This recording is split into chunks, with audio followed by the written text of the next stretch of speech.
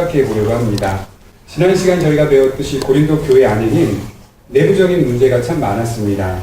이 내부적인 문제는 결국 복음을 전하는 바울에게까지 확장이 되게 됩니다. 그래서 고린도전서를 보시게 되면 고린도전서의 1장부터 시작하는 모든 내용들이 고린도 교회가 안고 있는 여러 가지 문제가 있었다는 것을 볼 수 있습니다. 예컨대 근친상 간의 문제 같은 경우, 예컨대 성찬의 문제, 또 교회 안에 있는 계급주의, 잘 사는 사람과 못 사는 사람들의 문제, 또 교회 안에 있는 당파 간의 분열, 싸움, 그리고 또 교회 안에 있는 여러 가지의 복음의 가르침에 대한 문제, 이런 수많은 오류와 문제들 때문에 바울이 펜을 들고 고린도 교회에게 수정을 요구하는 편지를 쓴 것이 고린도 전서라고 말씀을 분명하게 드렸습니다. 이런 내부적인 문제가 있었음에도 불구하고 그들이 수정하고 하나님의 복음에 따라 그 가르침을 진실하고 순수하게 잘 받아들였으면 좋았을 뻔했는데, 대부분 다 수정을 하려고 바울의 말씀의 가르침에 잘 따르려고 노력을 했지만, 그럼에도 불구하고 남아있는 잔존 바울을 반대하는 세력들이 바울의 가르침을 반대하기 시작했습니다. 바울에 대한 시기와 질투를 가진 자들이 존재했고, 그로 하여금 바울을 오해하는 지경까지 이르렀습니다. 바울이 복음을 증거하고 교회를 세우고 선교 여행을 떠나는 이런 모든 사역들이 인간적인 계획과 인간적인 실행으로 이루어진 것이 아님에도 불구하고 교회 내부에는 바울이 지극히 육체적인 계획을 가진 자처럼 바라보는 시선이 있었습니다. 예를 들어 고린도전서를 쓸 당시에 많은 교회의 교우들이 바울의 가르침을 잘 받아들였기도 했지만 그들의 문제를 너무 낱낱이 지적하는 바람에 교회 안에는 바울을 싫어하는 세력들이 당연히 나올 수밖에 없습니다. 사람이 누군가의 죄를 지적할 때 돌려서 말하는 것과 직접적으로 얘기하는 것과의 느낌은 참 다르죠. 그 가운데서 믿음이 있고 신뢰가 있는 사람들은 직접적인 죄의 지적을 가지고 겸손함으로 받아들여 수용하여 말씀에 동의할 수 있겠지만, 그렇지 않은 사람들은 낱낱이 죄를 지적하는 바울의 모습을 보면서 굉장히 반감을 가졌던 것 같습니다. 그래서 바울이 전하는 복음의 가르침에 대해서 그런 인간적인 계획과 인간적인 실행을 통해서 교회에 잘못된 가르침을 전하는 자라는 이런 오류의 시선이 존재했다는 것을 볼 수 있습니다. 물론 고린도 교회 안에 있는 대부분의 성도들은 바울을 끝까지 신임하는 사람들이었습니다. 이런 문제는 바울에게도 교회 내부에도 심각한 근심과 눌림으로 작용하고 있다는 것을 볼 수 있습니다.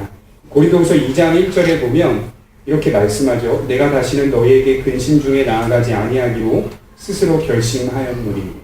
바울이 갖고 있는 근심이 있었다라고 말씀을 드리는 겁니다. 바울은 고린도 교회 방문 계획을 신중하게 세웠습니다. 무엇보다도 근심 중에 가지 않기로 결심을 했습니다. 이것은 아마도 교회 내부 문제가 바울의 편지와 하여금 스스로 자성하여 어느 정도 안정이 된 후에 방문을 하려 했던 것으로 보입니다. 그러니까 죄를 지적하고 나서 그 즉시 바울이 방문하게 되면 피차가 좋지 않은 거죠. 감정 상할 일들이 많기 때문에 그렇게 바울이 편지를 통해 먼저 죄를 낱낱이 지적한 후에 기도하고 시간을 기다린 다음에 성령의 인도하심에 따라 고린도 교회를 방문하겠다고 이야기하는 겁니다. 그들 스스로가 죄를 회개하고 자성하여 어느 정도 교회 내부의 문제가 안정이 된 후에 방문을 하려 했던 것으로 보여집니다. 상당히 지혜로운 모습을 보입니다. 제가 이 말씀을 준비하면서 이런 생각을 해보게 되는 거죠. 믿음으로 행한다는 게 뭘까? 믿음으로 산다는 게 뭘까? 기본적인 인간관계를 무시하는 것이 아니다. 이렇게 생각이 들더라고요. 상식적인 신앙, 상식적인 믿음을 갖는 것이 너무 중요합니다. 근데 여기서 중요한 것은 너무 또 합리적이고 상식적인 신앙생활은 또 바르지는 또 못합니다. 때로는 바울이 우리에게 보였던 것처럼 믿음에 관한 고백과 이해가 이 세상의 삶을 초월하여 담대하게 살아가는 모습을 보이기도 한다는 거예요. 때로는 정말 이 세상 사람이 아닌 것처럼 이상한 행동을 하는 사람처럼 믿음의 담대함을 가지고 복음을 전하고 가정을 세우고 직장을 세워가는 모습도 있습니다. 그래서 믿지 않는 사람들은 마치 물과 기름처럼 섞이지 않는 것처럼 느껴지는 경우도 있습니다. 그러나 대다수는 우리도 하나님께서 이 땅 가운데 보내신 하나님의 백성이고 일반적인 인간이기 때문에 일반적인 인간관계를 무시해서는 안 된다라고 성경은 얘기하고 있는 겁니다. 바울이 이렇게처럼 기다리고 인내하며 후에 내가 방문하겠다라고 말하고 있는 지혜를 보면서 우리가 이 지혜를 조금 본받아야 할 필요가 있지 않은가라는 생각을 해보게 되는 것입니다. 인간이 가지고 있는 이성과 감성, 의지를 잘 반영하여 믿음을 드러내도록 노력하셨으면 좋겠습니다. 하나님이 인간에게 허락하신 것이 오감이라고 하는데 이 오감을 잘 지혜롭게 균형 있게 반영하여 믿음을 드러내는 것이 대부분 우리가 드러내야 할 믿음의 내용입니다. 상당히 바울이 지혜로운 모습을 보인 사도인 것 같아요. 예컨대 지금 교회 내부는 문제가 많습니다. 이런 많은 문제들 가운데 바울이 방문하기보다 편지를 통하여 먼저 세세히 성경적으로 가르쳐주고 난 후에 내부적으로 너희들 스스로 반성하고 수정하고 이에 대한 결정을 내리며 고쳐나간 후에 바울이 방문하겠다는 입장을 하는 겁니다. 이 피차 간의 감정을 상하게 하는 일을 적게 만드는 것이죠. 아무리 우리가 감정을 좀 덜 상하게 하려고 해도요, 어차피 감정은 상할 수 있습니다. 그러니까 완전한 건 없어요. 그러니까 최대한 피차 간의 감정을 덜 상하도록 하면서 복음으로 가르치는 것이 매우 필요한 게 아닌가. 큰 불화가 일어날 때 당장에 부딪혀서 해결해 보는 것도 좋지만 조금 시간을 두고 대응하는 것도 매우 좋은 방법입니다.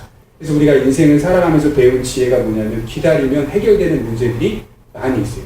굳이 낱낱이 드러내고 이야기하지 않아도 기도하며 기다리다 보면 하나님이 해결해 주시는 문제들이 대부분 많이 있습니다. 그래서 이 인간이 갖고 있는 나쁜 습성 중에 하나가 조급함이거든요. 이 조급함 때문에 기다림이 그래도 더 낫다라는 것을 우리가 확인할 수 있는 거죠. 우리가 넘어지기 때문에 넘어지지 않는 정상적인 것을 이해할 수 있는 거죠. 우리가 연약하기 때문에 연약하지 않는 하나님을 깊이 있게 이해할 수 있는 거죠. 만약 우리가 완전하다면 하나님을 이해하는 깊이가 좀 더딜 수 있고 올바로 이해하지 못할 수도 있을 거예요. 그러나 우리가 매일 죄를 짓고 매일 연약하고 매일 조급하기 때문에 기다려주시는 하나님의 사랑이 얼마나 큰지를 확인할 수 있는 게 아닌가. 그래서 고린도후서 2장 4절을 한번 보겠습니다. 내가 마음에 큰 눌림과 걱정이 있어 많은 눈물로 너희에게 썼노니 이는 너희로 근심하게 하려 한 것이 아니요 오직 내가 너희를 향하여 넘치는 사랑이 있음을 너희로 알게 하려 함이라. 눌림과 걱정으로 고린도 교회에 편지를 쓴 바울의 본심이 어땠는가? 그가 죄를 낱낱이 지적하고 무엇이 잘못됐는지를 분명하게 지적했지만 바울이 갖고 있었던 본심은 하나님의 넘치는 사랑이었다는 겁니다. 그가 펜을 들었던 것들, 그가 고린도 교회에 권징을 행하여 출교할 사람들은 출교시키고 회개할 사람들은 낱낱이 들어가 회개하라고 요구했던 모든 내용들은 하나님의 넘치는 사랑으로 시작했던 바울의 가르침이었다는 겁니다. 바울이 하나님의 사랑으로 대했기 때문에 바울이 오해를 받았다 하더라도 하나님의 은혜 안에서 잘 합력하여 선을 이룰 수 있는 것입니다. 문제를 낱낱이 드러내 그들의 잘못을 강하게 질책했음에도 바울의 본심은 여전히 문제 많은 고린도 교회를 사랑했습니다. 문제가 많았어요, 교회가. 특별히 바울 서신에 보게 되면 고린도 교회는 솔직히 이제 지금 현대식으로 표현하면 교회도 아닌 교회, 이런 식의 느낌을 많이 받아요. 그럼에도 불구하고 많은 문제를 갖고 있음에도 불구하고 바울은 고린도 교회 역시 교회다. 하나님이 세운 교회고 하나님이 사랑하는 교회다. 왜 그랬을까요? 그 교회 안에 참된 신자들이 있거든요. 한 사람이든 두 사람이든 그 교회 안에 복음을 따르고 충실히 순종하고자 하는 성도가 있었기 때문에 그 교회도 교회다. 이렇게 이해를 했던 겁니다. 바울이 이해했던 교회는 지역교회를 넘어서 하나님이 세우신 진정한 하나의 교회로 바라보았습니다. 그러니까 바울의 관점에는 교회가 두세 개로 떨어지는 관점이 아니에요. 바울은 갈라디아 지역, 골로새 지역, 빌립보 지역, 데살로니가 지역, 에베소 지역 다 편지를 보냈지만 그의 가르침은 하나의 교회를 지향하고 있었어요. 떨어진 지역에 살고 있고 떨어진 지도에 각각 교회가 설립된 것은 사실이지만 바울이 전하는 복음의 가르침은 지역이 달라서, 민족이 달라서, 인종이 달라서가 아니라 모두 동일한 하나의 가르침을 받아서 순종하는 복음의 사람들이 존재한다. 이렇게 이해했던 것이죠. 그래서 바울이 이해했던 교회는 지역 교회로 이해하지 않았습니다. 하나의 우주적인 교회, 하나님이 택하시고 부르신 그리스도의 참된 하나의 교회로 이해하여 문제가 많아도 또 문제가 적어도 또 문제가 덜 많아도 다 하나로 이해해 유기적으로 연결된 지역 교회로 이해했다는 것입니다. 물론 그 안에는 참된 성도들이 하나님의 구별 속에 분명히 존재했습니다.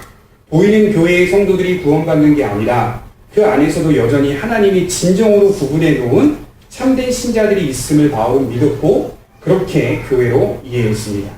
그러니 바울은 고린도 교회 따로, 에베소 교회 따로, 빌립보 교회 따로 이해하지 않았습니다. 하나의 가르침과 하나의 성령, 하나의 하나님, 한 그리스도로 하여금 하나로 묶여지고 맺어진 교회로 이해했습니다. 그래서 카톨릭이라고 하는 단어가 우주적, 보편적, 일반적 교회라는 뜻입니다. 사실 정확하게 표현하자면 타락하고 부패하지 않았다면 그 단어가 건전한 단어입니다. 보편적인 교회 이런 뜻입니다. 어디에 있든 거기에도 교회다 이렇게 표현하는 거거든요. 왜? 하나님이 계시지 않는 곳은 없기 때문에. 다 지역의 온 우주 속에 하나님이 거하시고 그 안에서 하나님이 부르신 사람들이 존재하기 때문에 카톨릭 이런 의미를 띠고 있는 것이죠. 그러나 많이 부패하고 타락해 버렸죠. 그러니까 우리가 이해하는 복음, 우리가 이해하는 교회는 따로따로라는 개념보다는 하나의 교회로 하나님이 맺어준 공동체로 이해하는 것이 건전한 이해입니다. 그래서 바울은 모든 교회를 하나로 보고 하나님의 사랑 안에서 존재한다고 여겼습니다. 물론 그 교회는 보이는 지교회 속에서 보이지 않는 성도들의 교회를 얘기하는 거죠. 어려울 수 있는데요. 보이는 지교회가 교회가 아니라 그 안에서 하나님이 또다시 보이지 않는 성도들을 구별해 놓아 그 성도들로 하여금 하나로 유기적으로 맺어져 있는 그 교회가 진정한 성도들의 교회이다 이렇게 보았다는 거죠. 싸우고 전투하며 서 있는 교회의 모습, 바울의 본심은 이처럼 하나님의 사랑으로 항상 그들에게 접근했습니다. 하나님의 사랑으로 말하고 하나님의 사랑으로 행하도록 노력하십시오라고 이야기했습니다. 그렇게 되면 자기 부인이 되는 겁니다. 그래서 우리가 하나님을 사랑하게 되면 나타나는 열매 중에 하나가 자기를 부인하게 됩니다. 자기를 부인한다는 말은 나를 주장하지 않게 된다는 뜻입니다. 고린도전서 13장에 얘기하고 있듯이 사랑은 온유하며 사랑은 오래 참으며 이런 표현들, 사랑은 시기하지 않으며 투기하지 않으며 이런 것들이 하나님을 사랑하기 때문에 나오는 거죠. 우리의 힘과 우리의 노력으로 나오는 게 아니라 그분을 의지함에 따라 딸려 나오는 열매로 이해하는 것이 성경이 가르침입니다. 빌립보 교회에 편지를 쓸 때에도 바울이 1장 8절에 내가 예수 그리스도의 심장으로 너희 무리를 얼마나 사모하는지 하나님이 내 증인이십니다. 이렇게 표현해요. 그러니까 지교회의 편지를 쓸 때마다 바울이 갖고 있었던 본심은 하나님의 사랑이었다는, 뜨겁게 사랑하는, 영혼을 사랑하는 마음으로 그들이 다치지 않는 측면에서 그럼에도 불구하고 죄가 무섭고 두렵다는 것을 아주 낱낱이 지적하며 이야기하고 있는 것을 볼 수 있다는 것이죠. 하나님의 사랑은 이처럼 자기를 부인하게 만들고 자신을 주장하지 않게 만드는 것이죠. 오늘 바울이 기다렸다가 너희를 방문하겠다라고 하는 말도 편지를 쓰고 나서 방문하게 되면 감정이 상할 수 있으니 내가 나를 주장하지 않고, 사실 이 원문을 보게 되면 지금 자기 심정으로는 당장에 달려가서 그냥 교회를 다 바꿔버리고 싶다 이 얘기예요. 사실은 고린도 전서를 보면 바울이 하나하나 조목조목 비판하는 내용들을 자세히 들여다보면 인간적인 바울의 본심으로는 지금 뛰쳐 들어가서 고린도 교회 전체다, 은사면 은사, 그 다음에 계급주의면 계급주의, 성찬에 대한 잘못 이해, 그 다음에 근친상간, 권징을 바로 실시해서 바로바로 내보내려고 하고 그런 마음이 충분히 바울에게 있었습니다. 그럼에도 바울이 기다리겠다. 왜요? 하나님의 사랑을 알기 때문에 조급하지 않고 자기를 주장하지 않겠다라고 얘기를 하고 있는 것이죠. 2장 6절을 한번 보겠습니다. 후서 2장 6절에 보면 이렇게 적혀 있습니다. 이러한 사람은 많은 사람에게서 벌받는 것이 마땅하다. 제가 말씀을 준비하면서 조금 특이했습니다. 왜냐하면 번역을 봤더니 지금 개역 개정판 성경책과 그 다음에 원문과 그 다음에 바뀌기 전에 개역 한글판 성경책, 지금 제가 갖고 와서 펴봤는데요. 번역이 다 달라요. 예를 들어서 제가 말씀을 한번 드려볼게요. 지금 나온 개역 개정판 성경은 이렇게 써져 있어요. 2장 6절에 이러한 사람은 많은 사람에게서 벌 받는 것이 마땅하다. 앞으로 벌을 받게 될 것 같은 의미이죠, 이게. 앞으로. 이 전 성경책을 보면 이렇게 적혀 있어요. 이러한 사람이 많은 사람에게서 벌 받은 것이 좋다도다. 그러니까 앞으로 벌 받게 될 것이다라고 적혀 있지 않고 이미 벌을 받았다, 과거형으로 적혀 있더라고요. 그럼 이 두 가지 중에서 하나를 선택해야 될 거 아니에요. 그러니까 헬라어로 다시 보는 거죠. 써져 있던 걸 보니까 거기에 과거형으로 적혀 있는 거예요. 그리고 당연히 지금 성경 쓰여진 이 성경의 내용은 오역이 좀 된 겁니다. 애매하게 써져 버린 거죠. 이 말씀이 바울이 뭘 얘기하려고 하냐면 고린도 교회 안에 죄를 지은 수많은 사람들 중에 근친상간에 죄를 지은 사람이 있었습니다. 그 사람이 많은 사람들을 통하여서 건징을 받게 됩니다. 죄에 대하여 징벌을 받게 되는 거죠. 징벌을 받은 후에도 너희가 계속 그 사람을 미워할 수 있겠느냐? 이 표현을 하는 거거든요, 이게. 너희 계속 미워할래? 자꾸 미워할래? 자꾸 싫어할래? 자꾸 원수질래? 그게 아니지 않느냐? 벌 받은 것이 족하지 않느냐? 이 사람이 많은 사람 또 교회 회의, 교회 여러 당회를 통하여 분명하게 죄를 지적받고 죄에 대하여 정죄받은 후에는 이 사람이 회개하고 반성하고 돌아오겠다고 한다면 교회는 언제든지 문을 열고 받아주어야 될 거 아니냐? 이 얘기를 하는 겁니다. 그리고 나서 7절, 8절, 9절 쭉 나오는 내용들이 뭐냐면 그런즉 너희는 차라리 그를 용서하고 위로할 것이니 그가 너무 많은 근심에 잠길까 두려워한다. 그러니까 맞는 거예요, 문맥이. 용서해야 될 거 아니냐. 이후 용서에 관한 입장을 피력합니다. 예수 믿는다는 것의 증명이 뭘까요? 갈라디아서에 말하는 9가지 열매, 성령의 열매, 물론 그런 것도 있지만 또 다른 면에서는 예수 믿는다는 것의 가장 큰 증명은 용서라고 저는 생각합니다. 용서를 통해 내가 하나님께 순종하고 있다는 것을 확인하게 됩니다. 전서에 내부 문제들이 많았다라고 말씀을 드렸는데 그 문제들은 예를 들어 계급주의, 성적인 타락, 도덕적인 타락, 영적인 신비주의, 정치적인 문제, 은사의 문제 다양하거든요. 그 가운데서 여러 죄악들 속에 죄악들을 저지른 사람들이 교회를 통해 징벌을 받고 난 후에는 이제 마음을 열고 그들을 용서하고 받아줘야 될 거 아니냐 이 얘기를 하는 거죠. 용서하라. 그들을 너희 힘으로 하지 말고 용서도 우리 힘으로 해서는 안 된다 그 얘기하는 거예요. 너희 힘으로 하지 말고 그리스도가 우리에게서 보이신 사랑으로 용서하라. 여기서 말하는 용서란 모든 것을 덮어주자는 말은 아닐 겁니다. 그래서 성경이 말하는 용서는 덮어주자는 의미가 아니라 그에 합당한 벌이 있은 후에 이런 뜻입니다. 그에 합당한 벌이 있은 후 용서하자는 의미입니다. 어긋난 일에 대하여 교회는 덮어두기보다는 분명하게 권징하고 그리고 나서 그의 회개를 보며 다시 받아주어야 한다는 것입니다.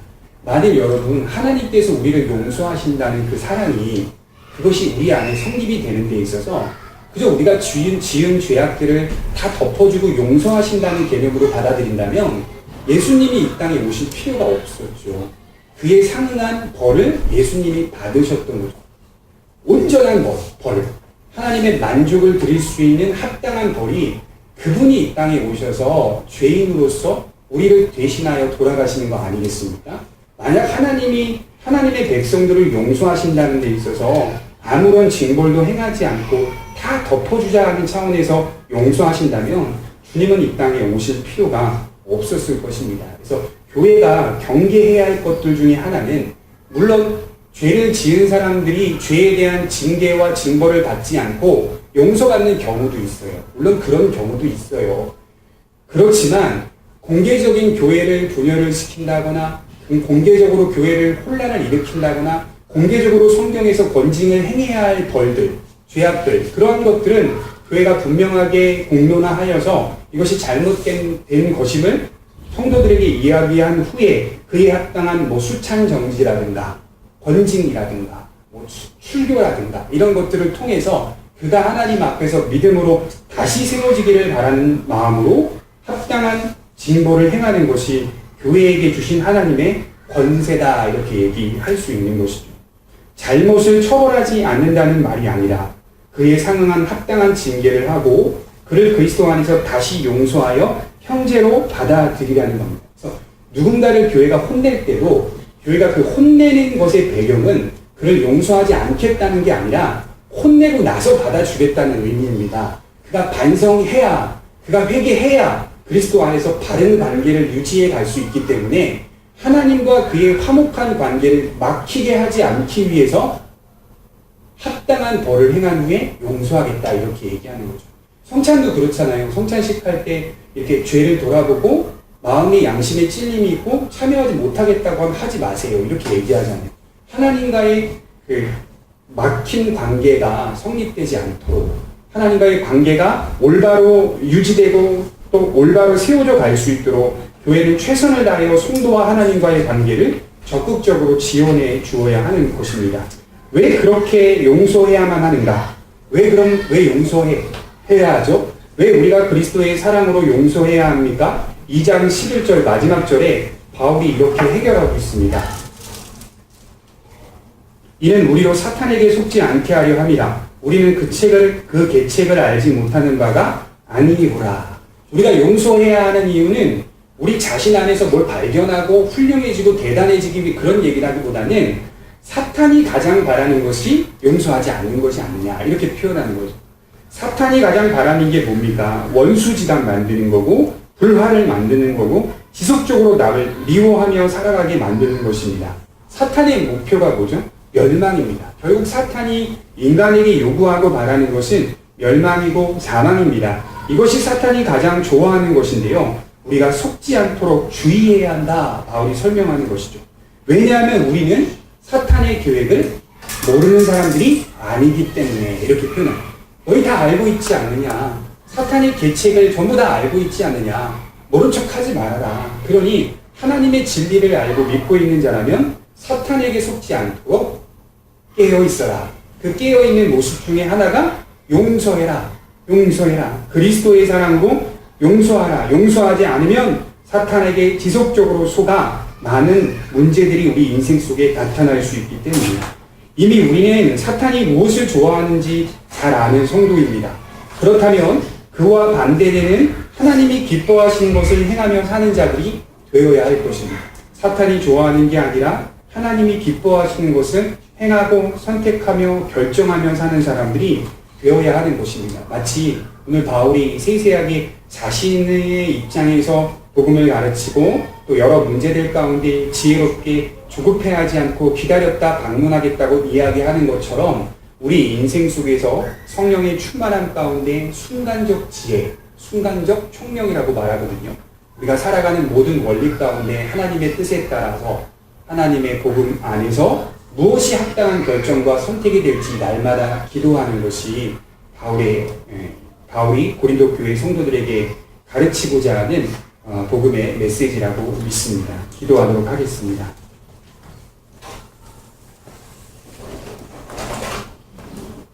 하나님 아버지 감사합니다.